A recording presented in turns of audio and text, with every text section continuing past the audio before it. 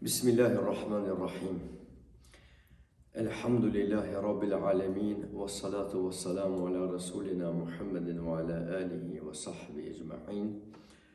Wa ba'd, të gjitha falënderimet, të gjitha lavdrimet I qofshin dhe I takojnë vetëm Allahu Gjalla Shanuhu. Salat dhe salamat qofshin mbi Muhammedin a.s. mbi familjen e tij, shokët e tij dhe mbi të gjitha ata të cilët e trasojnë rrugën e tij deri në ditën e fundit të kësaj gjithësie. Xhamat i nderuar, vëllezër musliman, motra muslimane, në këtë ligjërat do të flasim për historinë e Salihut a.s. dhe popullit Thamud, si dhe shkaqet që e çuan drejt shkatërrimit nga ana Allahu Gjalla Shanuhu këtë popull, këtë fis, dhe mësimet që ne duhet t'i marrim nga ato pika që e dëmtuan këtë popull apo popullin Thamud. Ne dim fort mirë nga ligjërata e kaluar e Hudit a.s. dhe popullit të tij, se si ata e lanë rrugën e drejtë, mirë po pas shkatërimit të atij populli, vitet rrodhen njëri pas tjetrit, lindën e vdiqen gjenerata e gjenerata të shumta, pra pas popullit Ad, erdhi populli Thamud. Ndonë nëse në një formë tjetër, ngjarja ku sërish shohim ndëshkimin e Allahut Gjalla Shanuhu, u ripërsërit edhe me popullin e Thamudit. Fisi Thamud, sikurse edhe fisi Ad, adhuronte idhuj në vend të Allahut Gjalla Shanuhu, kështu që I lartëmadhërishmi dërgoi tek ata Salihun a.s. I cili I kishte thënë popullit të tij: o populli im, adhurojeni Allahun, ju nuk keni ndonjë zot tjetër pos tij. Pra kjo frazë apo kjo thënie është e përsëritshme të gjithë pejgamberët e mëhershëm. Paria e popullit të Salihut u befasuan me fjalët e tij, sepse ai po I akuzonte dhe përbuste zotat e tyre dhe I cilësonte si të pavlerë, dhe në fakt të tillë ishin, duke u ndaluar atyre që t'i adhuronin dhe duke I urdhëruar që të adhuronin vetëm Allahun Gjalla Shanuhu. Salihu a.s. ishte I njohur më parë për urtësi, dëlirësi dhe mirësi.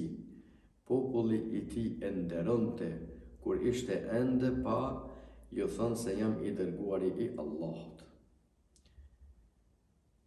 Populli I Salihut I thanë atij: o Salih, ti ishe shpresa jonë para kësaj, si mund të na ndalosh ta adhurojmë atë që e adhuronin prindërit tanë?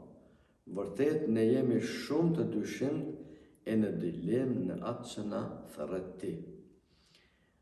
Ata po I drejtoheshin Salihut a.s. nga një aspekt shumë personal. Pra ishin duke I thonë që ne kishim shpresë të mëdha te ti ishe shpresa e jonë dhe njeriu më I dashur për ne në mesin tonë, për shkak të diturisë, për shkak të urtësisë, sinqeritetit, mirësjelljes e kështu me radhë. Por ne po e humbim shpresën tek ti, pasi që po I ndëgjojmë këto fjalë që po na e mohon çdo gjë të cilën deri sot ne e kemi adhuruar. Pra kështu e shprehnin habin e tyre populli I Salihut në atë që s'kishte asgjë për t'u habitur. A thua përse? Ja si ndikon fuqishëm tradita e mbrapsht imituese në shpirtin dhe në të menduarit njerëzor.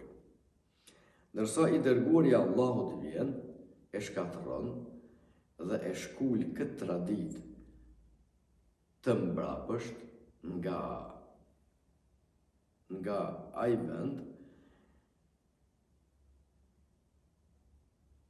atëherë, me njëherë, psikologjia e njerëzve të cilët janë të bindur në diçka të mbrapsht, me njëherë e ngritin kokën dhe e ngritin mendjen dhe atë emocionin e urrëties ndaj dikujt i cili është duke u aprishur terezin e mbrapsht. Madje ata i kërkuan këtij ndonjë mrekulli mbinatyrore që në qoftë se u ofron, atëherë ata do ta besonin si të dërguar nga ona e Allahut xhaleshanuhu.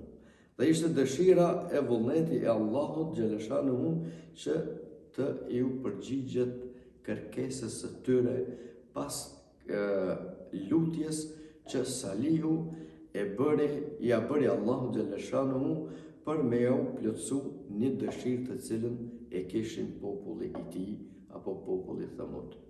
Kërkesa e tyre ishte që të sjell një deve e dalur nga një shkëmb. Dhe një kërkesë të tillë Salihu a.s.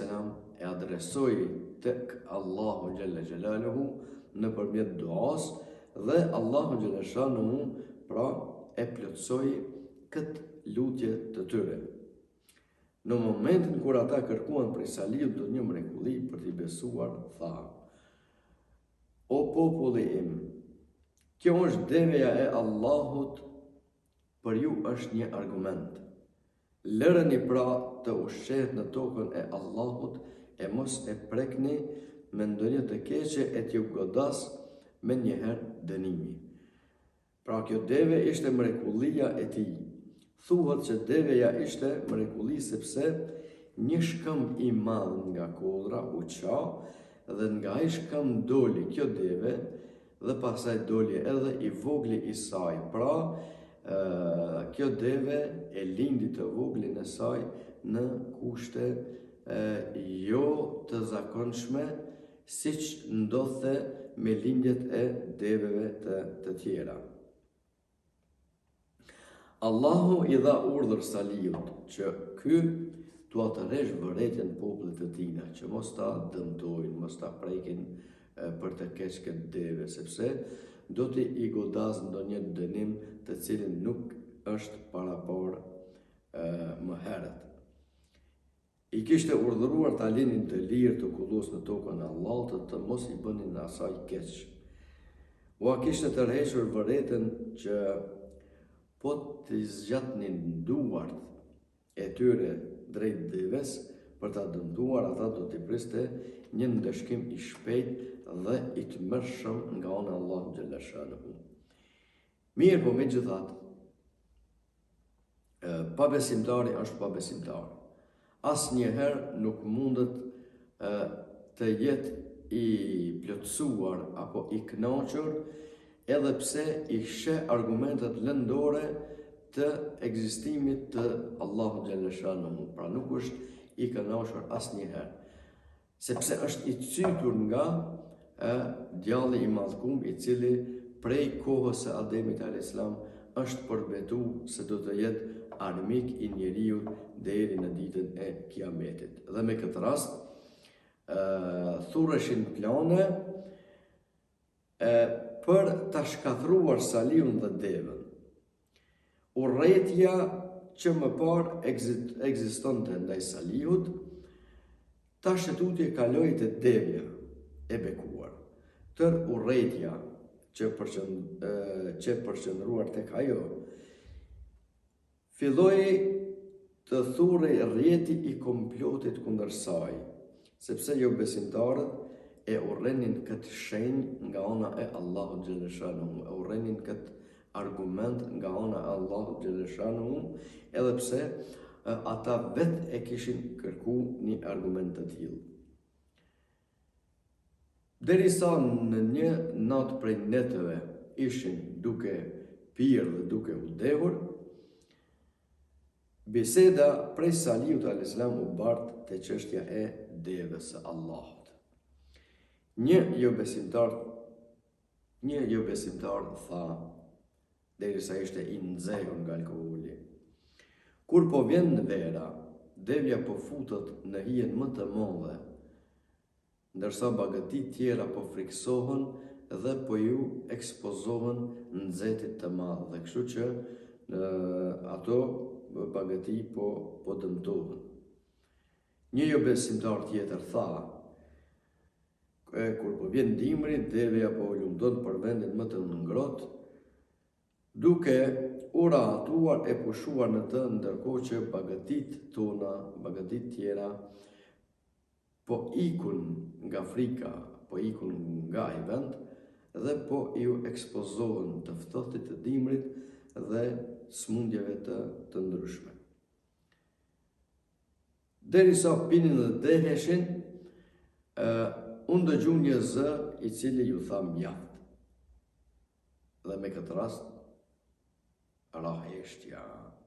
Udhëheqësi i jo besimtarve dha një propozim tjetër dhe tha, këtu ekziston vetëm një zgjidhje, duhet ta mbysim së pari devën, pastaj edhe Salihun.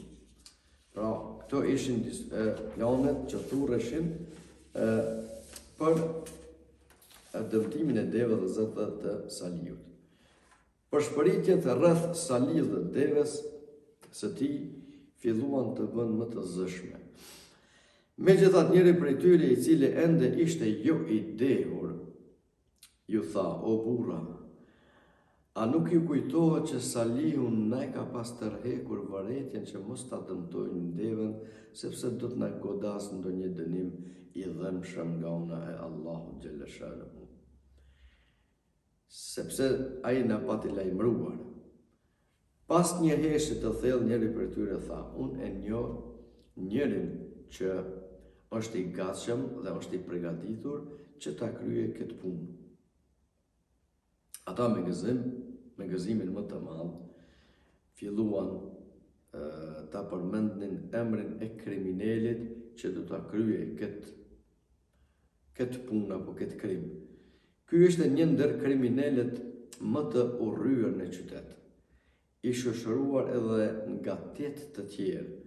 Pra gjithsejt ishin 9 të tillë, siç edhe i përshkruan Allahu xhalla shanuhu në Kur'anin Kerim, kaptina An-Naml, ajeti 48, Allahu xhalla xhelaluhu thot, e në qytet ishin 9 veta që bënin shkatrime në tokë e nuk përmirësonin.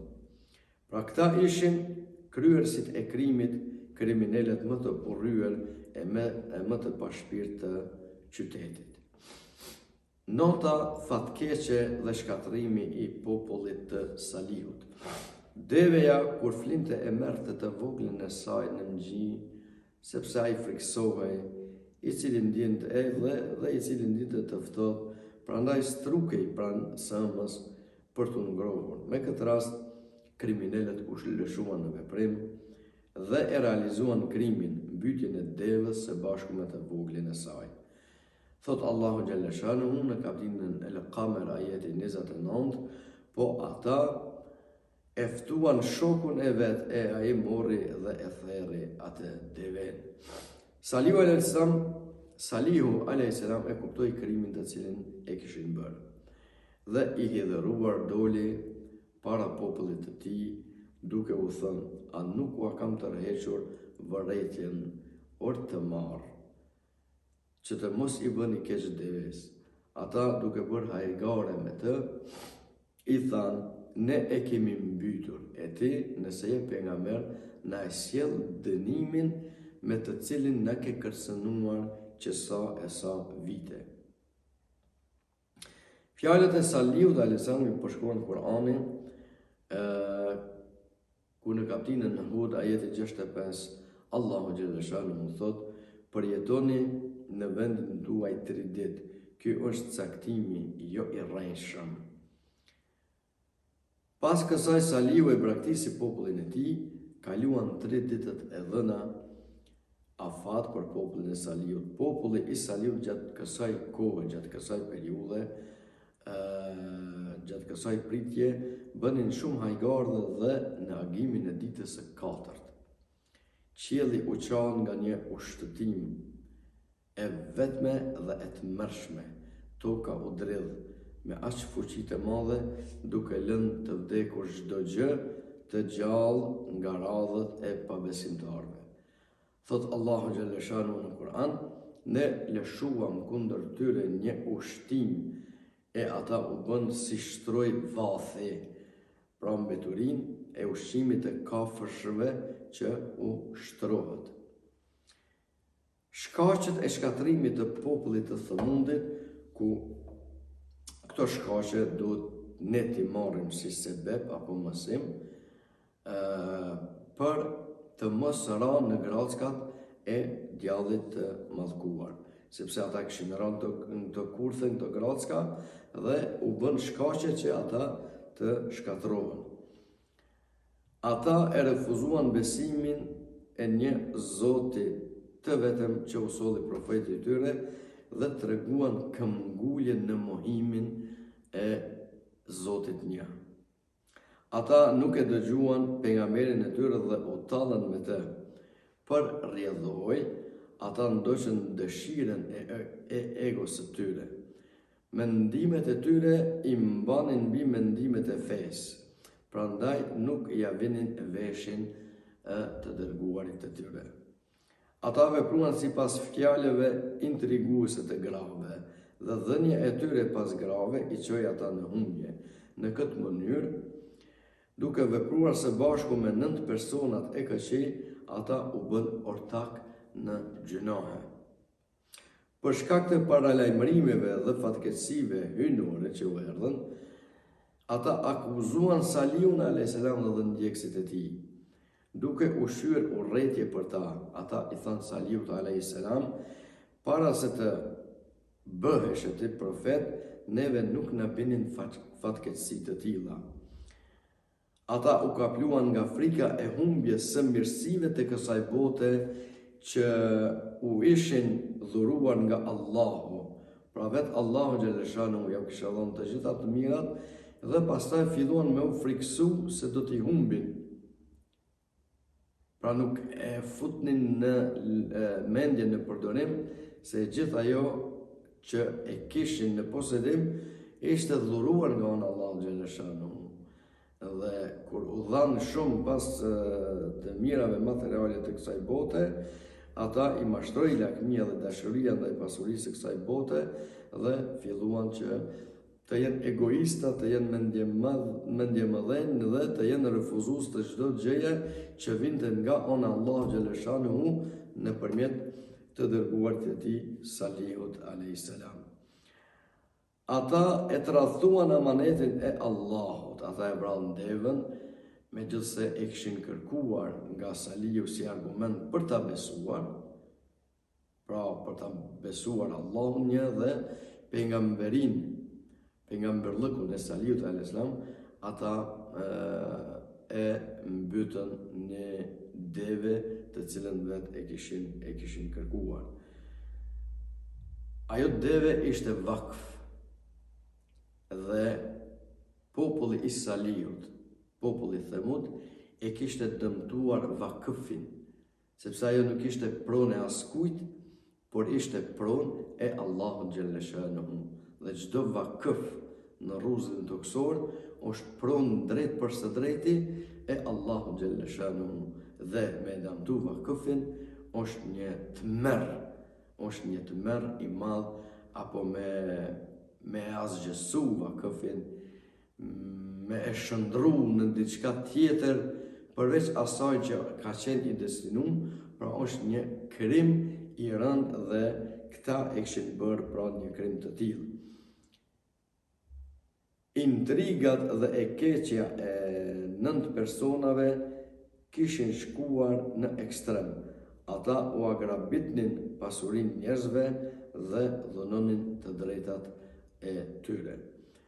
Ne e lusim Allahun xhalla shanuhu që mos të bijem në këso grackash, kurthash të shejtanit të mallkuar, sepse edhe neve mund të na godas në një sprovë nga ana Allahu xhalla shanuhu, por të jemi larg kurthave të djallit të mallkuar dhe të jemi në rrugën e Allahu xhalla shanuhu ashtu siç dëshiron ai dhe siç kërkon ai. Wassalamu alaikum wa rahmatullahi wa barakatuh.